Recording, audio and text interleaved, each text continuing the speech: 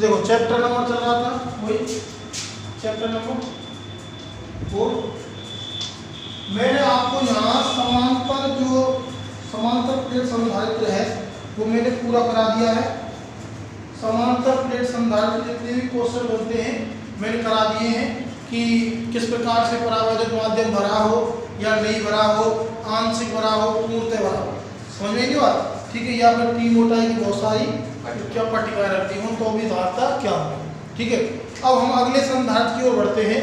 और अगला मैंने संधारित्र मैंने आपको 3 प्रकार बताए थे, समांतर प्लेट संधारित्र, बेलनाकार संधारित्र और गोलीय संधारित्र। तो यहाँ बेलनाकार संधारित्र तो आपके सिलेबस में है नहीं, यहाँ गोलीय संधारित्र कौन सा है? गोलीय संधारित्र। ठीक है, तो देखो गोलीय संधारित्र डाल लेते हैं। गोलीय संधारित्र, गोलीय संधारित्र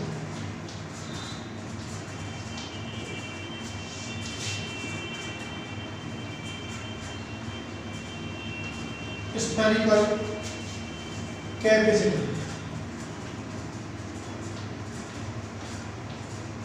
ठीक है, गोलीय संधारित्र के बारे में बात करें। पहली बात, गोलीय संधारित्र को बनाया कैसे जाता है? सुनो, गोलीय संधारित्र क्या होता है?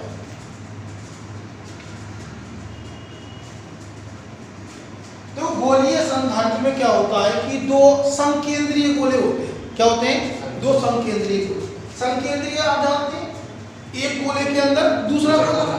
ध्यान सुनो, जो गोलीय संधारित्र होता है उसमें जो संकेंद्रीय गोले होते हैं लगभग समान आकार के होते हैं। लगभग समान आकार के होंगे, नहीं बराबर आकार के एक दूसरे के अंदर जा सकते हैं क्या? नहीं जा सकते। समझ में आई बात? तो लगभग समान आकार के 2 संकेंद्रीय गोले होते हैं। ठीक है, और उन दोनों पर आवेश का परिमाण समान होता है, लेकिन प्रकृति क्या होती है? विपरीत होती है। एक पर धनावेश और दूसरे में क्या है? ऋणावेश। ठीक है, एक पर प्लस क्यू आवेश और दूसरे में क्या होगा? माइनस क्यू आवेश। ठीक है, तो ऐसी जो व्यवस्था बन के तैयार होती है उसे कहते हैं गोलीय संधारित्र। क्या कहते हैं? गोलीय संधारित्र। यदि परिभाषा की बात करते हैं तो परिभाषा क्या होती है? 2 समान परिमाण एवं विपरीत प्रकृति के समान आकार के संकेंद्रीय गोल चालक गोले कैसे होने चाहिए? चालक। कैसे होने चाहिए? चालक। समझ में नहीं बात? ठीक है, दोबारा बात करें। समान परिमाण एवं विपरीत प्रकृति के 2 समान आकार के संकेंद्रीय चालक गोलों से बनी युक्ति क्या कहलाती है? गोलीय संधारित्र कहलाती। क्या कहलाती है? गोलीय संधारित्र कहलाती। समझ में नहीं बात? ठीक है, मैंने बताया 2 गोले होंगे, कैसे होंगे? चालक होंगे। लगभग कैसे होंगे? समान आकार होंगे। और कैसे होंगे? संकेंद्रीय। कैसे? संकेंद्रीय गोले होंगे, एक गोले के अंदर दूसरा गोला होगा। दोनों गोलों पर परिमाण, आवेश का परिमाण क्या होगा? बराबर, लेकिन प्रकृति क्या होगी? विपरीत। समझ लो, ऐसी जो व्यवस्था बनेगी उसे क्या कहते हैं? गोलीय संधारित्र कहते हैं। ठीक है, तो लिखो परस्पर समान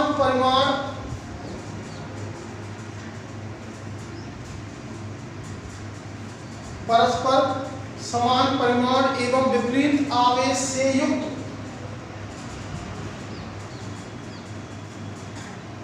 एवं विपरीत प्रकृति ना एवं विपरीत प्रकृति के आवेश से युक्त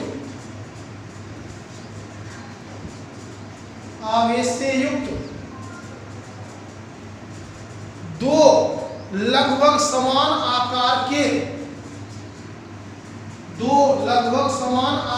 के संकेंद्रीय चालक गोलों से बनी युक्ति संकेंद्रीय चालक गोलों से बनी युक्ति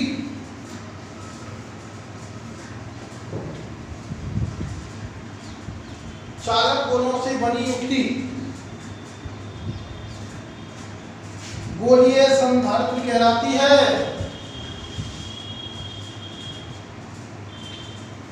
गोलीय संधारित्र कहलाती है।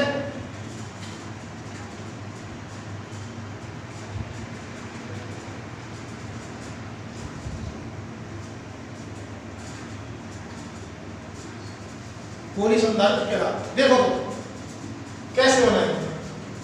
2 गोले होनी चाहिए थे, एक गोला ये। अंदर वाला,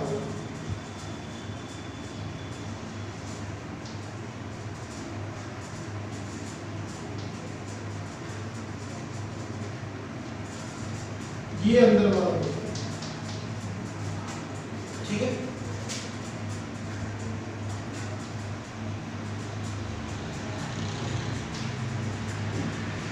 फिर इसके बाहर एक और जो समकेंद्री बनेंगे, इसके बाहर एक और,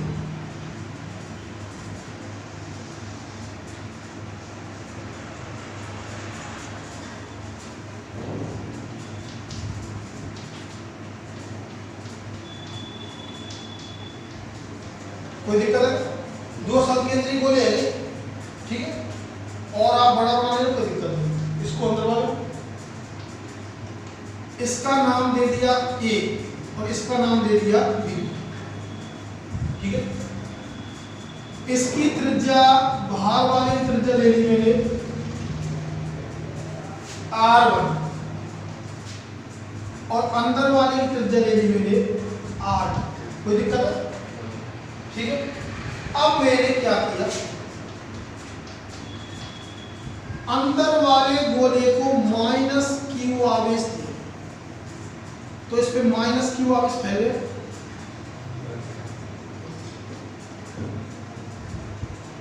कोई दिक्कत है?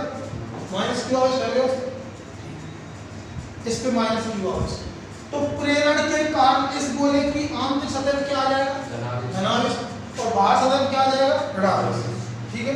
तो प्रेरण के कारण इसकी आंतरिक सतह पे आ गया धनावेश, क्या आ गया? धनावेश।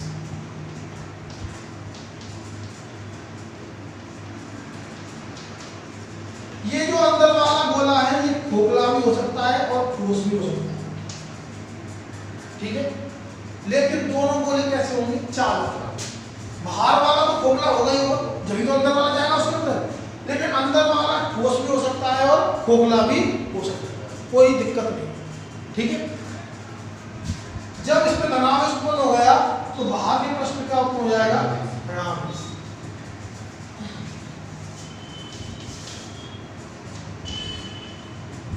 इस बाहरी पृष्ठ को, इस गोले के बाहरी पृष्ठ को कर देंगे भूसंपर्क, क्या कर देंगे? भूसंपर्क।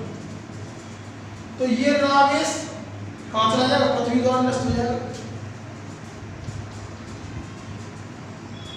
विद्युत क्षेत्र शून्य हो जाएगा, भूसंपर्क।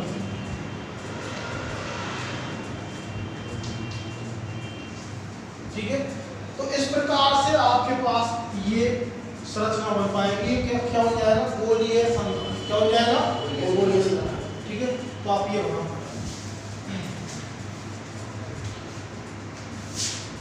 ऐसे खींच लेना, इसमें बात बताऊंगा।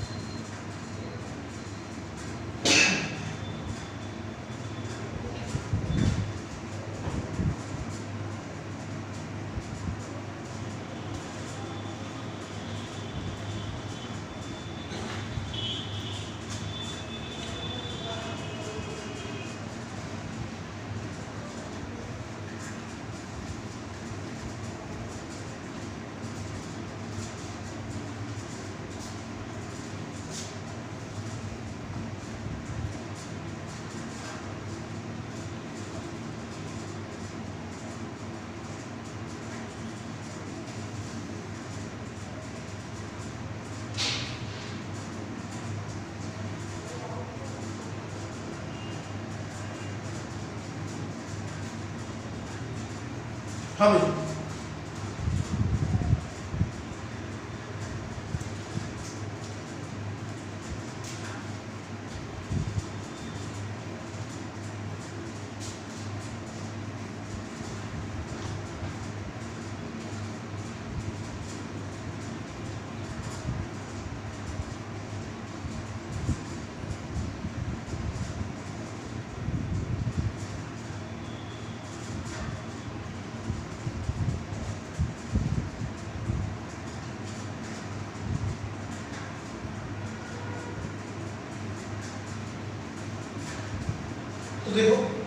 एक बार दोबारा सुन लेते हैं।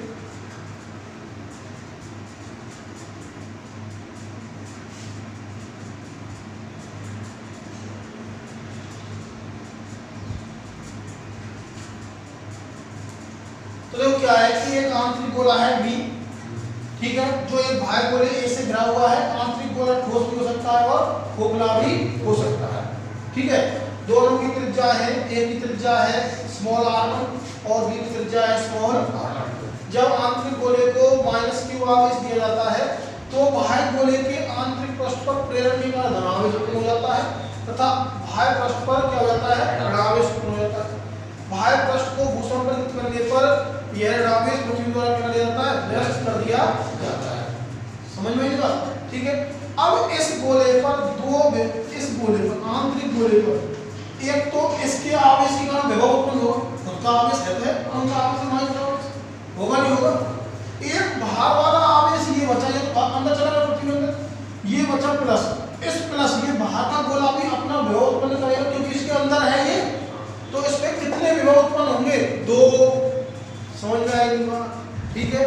मैं ये बता रहा हूं कि आंतरिक गोला ठोस है चाहे खोखला है, क्योंकि चालक है दोनों, कैसे चालक, ठीक है। अब चालक गोलों में जितना विभव सतह पे होता है उतना ही काम होता है अंदर, ठीक है, विभव का मान समान होता है। अब यहाँ जो ये गोला है आंतरिक, इस पे ऋणावेश है, कैसा आवेश है, ऋणावेश है, तो इसका ऋणावेश कुछ ना कुछ इस पे विभव उत्पन्न करेगा, ठीक है।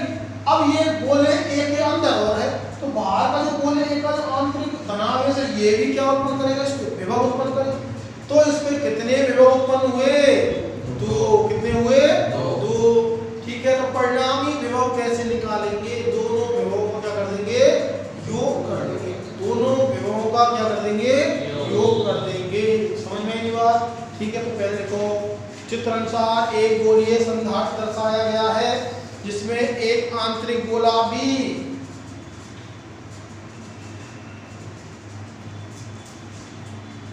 जिसमें एक आंतरिक चालक गोला बी बाह्य चालक गोले ए से घिरा हुआ है। चित्र अनुसार एक गोलीय संधार्थ दर्शाया गया है,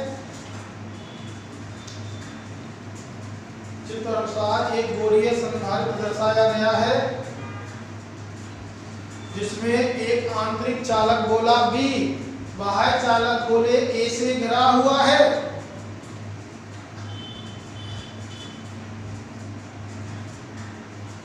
बाह्य चालक गोला ए से घिरा हुआ है।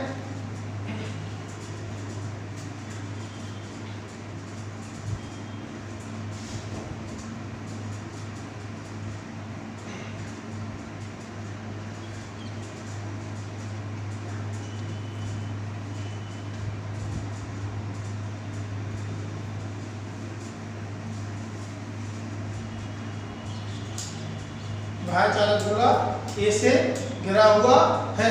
आंतरिक गोला ठोस या खोखला हो सकता है।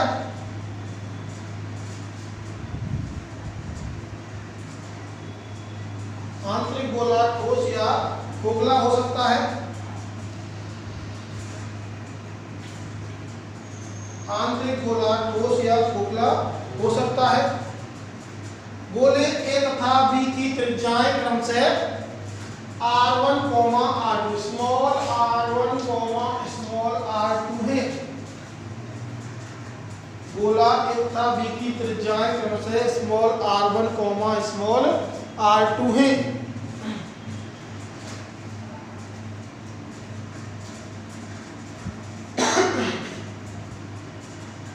पैराग्राफ चेंज करके ना, जब आंतरिक गोला बी को -q आवेश दिया जाता है, जब आंतरिक गोला बी को -q आवेश दिया जाता है, आंतरिक गोला बी को -q आवेश दिया जाता है,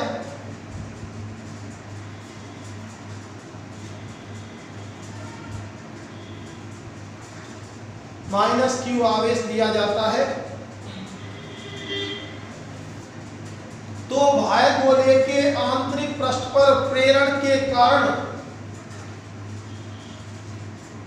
तो बाह्य गोले आंतरिक पृष्ठ पर प्रेरण के कारण,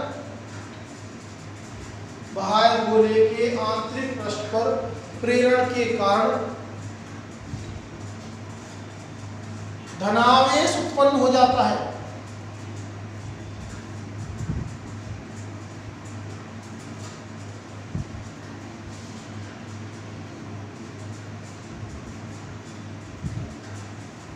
जबकि बाह्य पृष्ठ पर ऋणावेश उत्पन्न हो जाता है।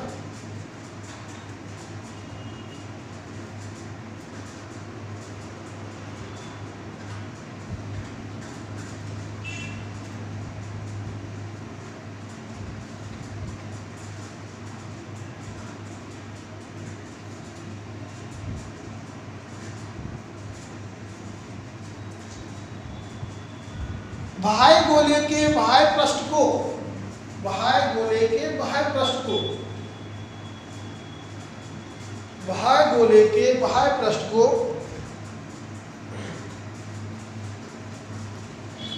भूसंपर्कित कर देने पर संपूर्ण ऋणावेश पृथ्वी द्वारा निरस्त कर दिया जाता है।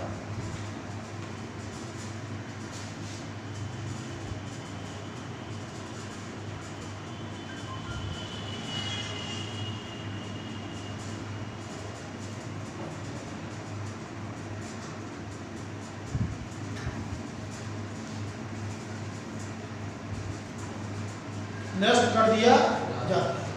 तो देखो अब यहाँ इसके खुद के आवेश के कारण विभव उत्पन्न होगा। तो देखो गोले बी के स्वयं के आवेश माइनस क्यू के कारण विभव, और किसी बिंदु आवेश का विभव बेटा होता है v बराबर में k q अपॉन में r। ठीक है, लेकिन इसकी त्रिज्या कितनी है r2, कितनी है r2।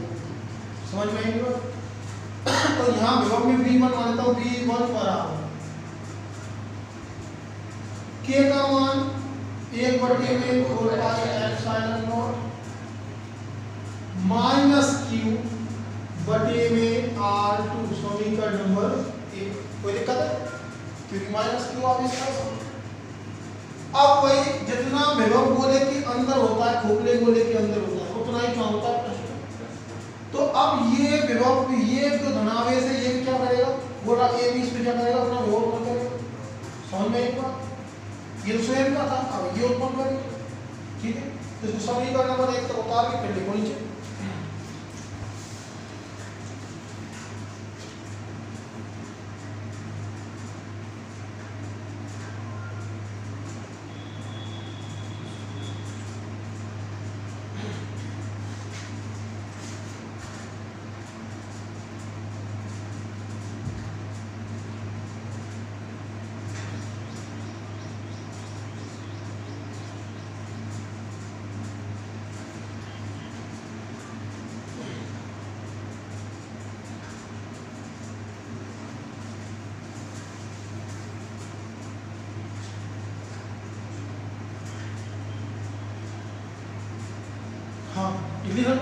अच्छा नीचे लिखो, खोखले गोले के अंदर विभव का मान उतना ही होता है जितना उसके पृष्ठ पर होता है।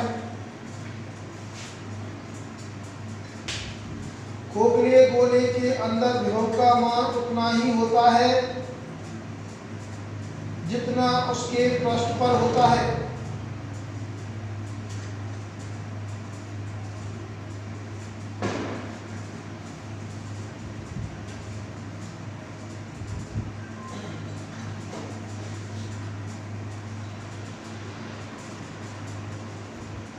ठीक है, प्रश्न होता है। अब देखो गोला ए उत्पन्न करेगा विभव, ठीक है, बी पर। देखो गोले ए के प्लस क्यू आवेश के कारण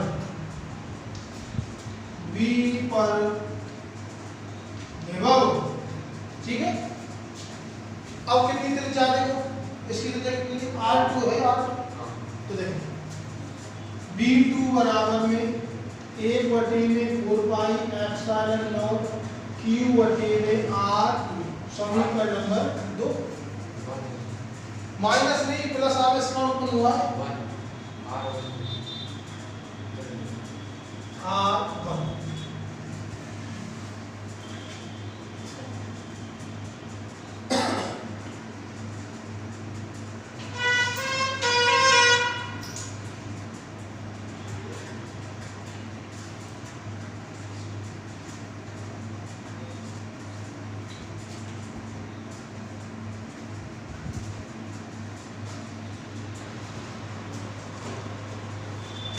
हाँ भाई, ये आ गया। अब हम निकालेंगे गोले V पर परिणामी विभव। क्या निकालेंगे, परिणामी विभव। तो बताओ परिणाम कैसे निकालेंगे, दोनों में क्या कर देंगे, योग कर देंगे। तो देखो गोले V पर परिणामी विभव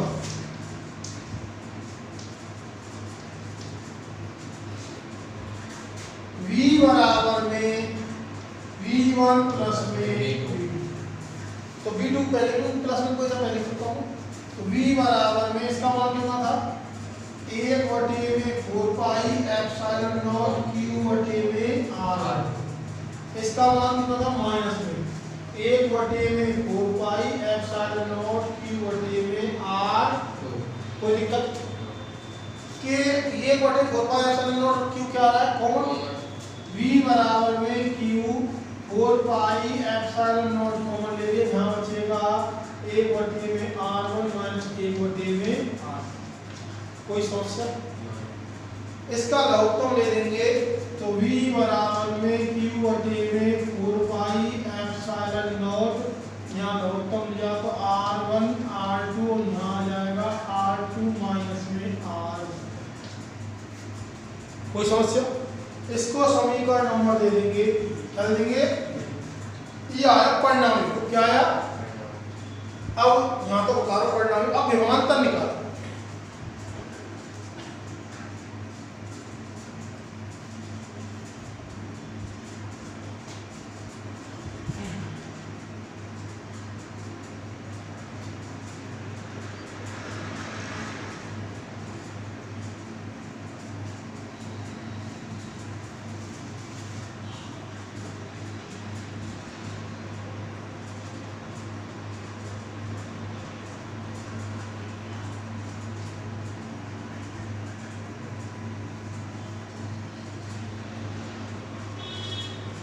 हाँ कल ही।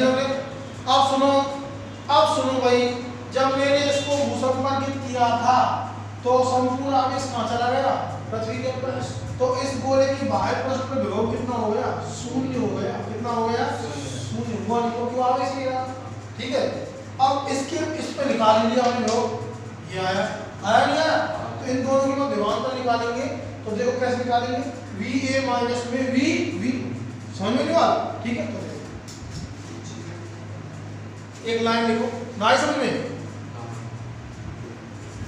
यहाँ 2 गोले थे, इस गोले पे मैंने परिणाम विभव निकाल लिया, कितना आया, ये आया। अब मैंने इस गोले को भूसंपर्कित कर दिया था। विभव हमेशा बाह्य पृष्ठ पे होता है, क्या होता है, बाह्य पृष्ठ। तो आवेश ही नहीं रहा, बाह्य पृष्ठ पे विभव रहेगा क्या, नहीं रहेगा। समझ बात। तो यहाँ का विभव क्या हो गया, 0। लेकिन अंदर का 0 थोड़ी है, वो तो निकाल दिया हमने। समझ में एक बात, ठीक है। विभवांतर निकालेंगे, इन दोनों के विभव का अंतर निकालेंगे, ठीक है। तो नीचे देखो, गोले A के बाह्य पृष्ठ को भूसंपर्कित करने पर, गोले A के बाह्य पृष्ठ को भूसंपर्कित करने पर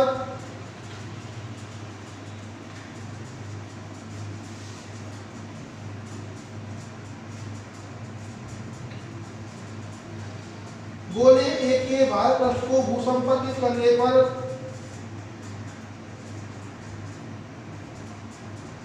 उसका विभव 0 हो जाता है।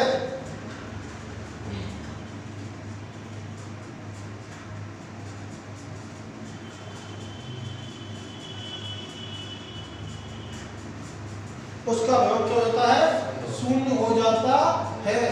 ठीक है, तो देखो शून्य हो जाता है। अतः ए तथा बी के मध्य विभवांतर, क्या विभवांतर, देखो वी ए बी बराबर में वी ए माइनस में वी ए का विभव क्या है, 0 होता है। तो वी ए बी बराबर में विभवांतर निकाल रहा हूँ 0 माइनस वी का विभव कितना है, अभी आया था वी आया था, तो वी कोई दिक्कत मान रखा यहाँ। तो वी ए बी माइनस कितना आया है, क्यू बटे में 4 pi epsilon not R2 minus R1 बटे में R1 R2। कोई दिक्कत है, माइनस का जब गुणा करेंगे तो यहाँ ये माइनस का हो जाएगा, किसका हो जाएगा प्लस का, तो R1 माइनस R2 ले लो, तो आगे आ जाएगा आपके पास, आगे आपके पास आ जाएगा वी ए बी बराबर में क्यू अपॉन में 4 pi epsilon not R1 minus में R2 अपॉन में R1 R2, ये ठीक है, ये विभव आ गया। और इसको समीकरण नंबर दे दिया, कौन सा समीकरण देंगे, 4। जब विभवांतर आ गया, और विभवांतर है तो धारता निकाल सकते हैं। धारता क्या होगी, यदि निर्वात की धारता में मान ली, यदि निर्वात की धारता, चलो मत मानो सी नोट मत मानो, डायरेक्ट लिखा माध्यम से रखते हैं, सी बराबर में क्यू बटे में बी का मान यहाँ से रख लेंगे, सी बराबर में क्यू बटे में 4 pi epsilon not R1 minus में R2 R1 R2। ठीक है, क्यू से क्यू पर जाइए, कहाँ चल जाएगा, ऊपर चल जाएगा। तो ये उतारो फटाफट जल्दी, अभी करा देंगे।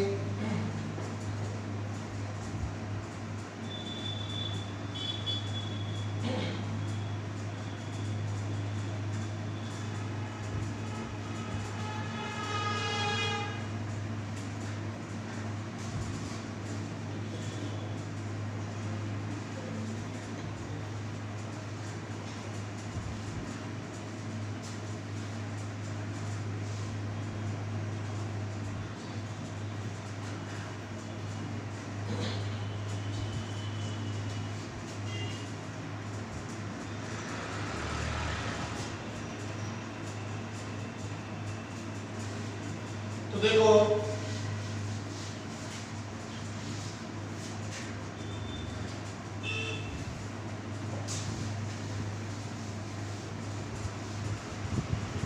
धारता धारता आ गई, C बराबर में 4 पाई कितनी आ जाएगी, 4 पाई एप्सिलॉन नॉट, ये भी मान जाएगा ऊपर R1 R2 बटे में R1 माइनस में R2, ये आ जाएगी धारता। क्या आ जाएगी, धारता। अब सुनो, बताओ धारता किस पर निर्भर कर रही है, त्रिज्या पे, मतलब त्रिज्या पे मतलब गोलों के आकार। त्रिज्या क्या होती है, गोला का आकार, त्रिज्या बढ़ेगी तो आकार बढ़ेगा, त्रिज्या घटेगी तो आकार घटेगा। ठीक है, तो गोलीय संधारित्र की त्रिज्या, गोलीय संधारित्र की धारता किस पे निर्भर करती है, गोलों के आकार पर निर्भर करती है। बढ़ेगी कब, जब ये दोनों समान आकृति गोले होंगे ना, समान होंगे तो ये 0 हो जाएगा। ठीक है, तो धारता बढ़ जाएगी, जितना ये मान कम होगा उतनी धारता बढ़ेगी। समझ में आया? ठीक है, तो लिखो, अतः गोलीय संधारित्र की धारता, अतः गोलीय संधारित्र की धारता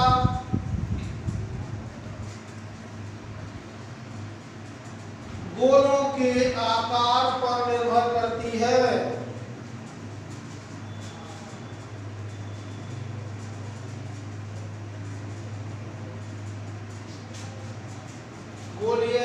संधारित्र की धारता गोलों के आकार पर निर्भर करती है।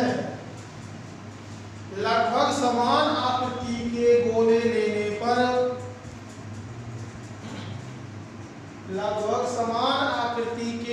लेने पर धारता बढ़ जाती है।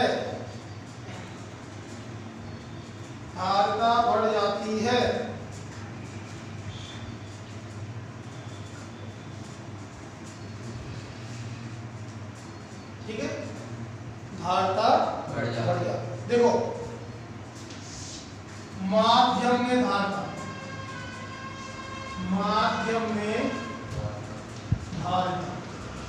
तो देखो माध्यम कितनी होगी, Cm बराबर में माध्यम के लिए लगा दिया 4 पाई क्या आया यहाँ एप्सिलॉन, तो यहाँ आप क्या आ जाएगा R1 R2 R1 माइनस में, समझ में नहीं बात।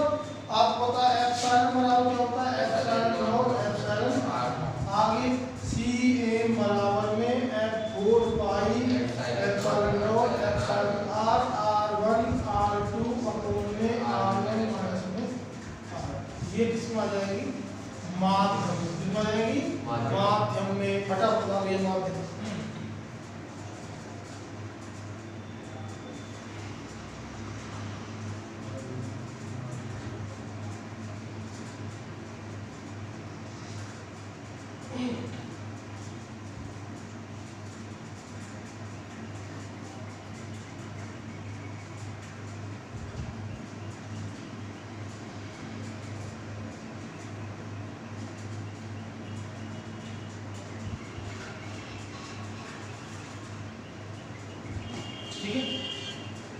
एक कंडीशन और लिख देते हैं, बता लिया आपने। एक कंडीशन और लिख देते हैं,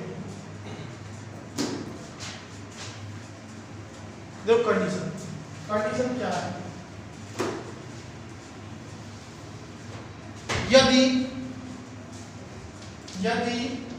R1 बराबर तो मान लिया मैंने कैपिटल R और R2 बराबर मान लिया मैंने अनंत, क्या मान लिया अनंत, तो यहाँ तो रखा मैं कैपिटल R, यहाँ रखा अनंत। अनंत का मतलब क्या होता है 1/0, तो नीचे की संख्या क्या होगी 0, ऊपर की 1 से R से गुणा होगी तो R आएगा और इससे R गुणा होगा नहीं होगा। ठीक है, तो धारता कितनी आ जाएगी आपकी, C बराबर आ जाएगी 4 पाई एप्सिलॉन नॉट R।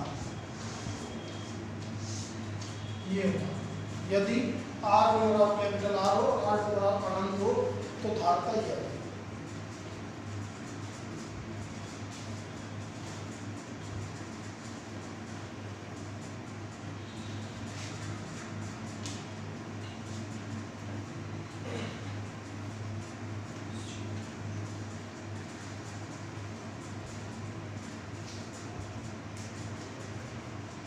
देखो अगली क्लास में हम आपको संधारित्रों का संयोजन पढ़ाएंगे, श्रेणी क्रम संयोजन और समाकलन। ठीक है।